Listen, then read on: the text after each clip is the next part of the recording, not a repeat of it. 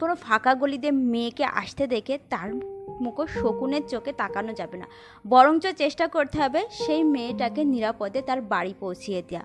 এমন অনেক মেয়েরা আছে যারা কাজ সেরে অনেক রাত হয়ে যায় বাড়ি ফিরতে, তাদের মুখো হায়নার চোখে তাকানো যাবে না, তাদেরকে নিরাপদে বাড়ি ফিরিয়ে দিতে হবে। কারণ তোমার বাড়িও তোমার একটা মা আছে, তোমার একটা বোন আছে, এইটা মাথায় রাখতে হবে।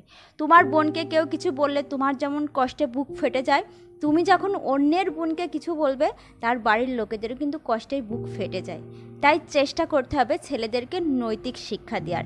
এই নৈতিক শিক্ষার মাধ্যমে ছেলেরা যেটা শিখবে সেটা হচ্ছে মেয়েরা ভোগের বস্তু নয়, মেয়েরা ভালোবাসার বস্তু।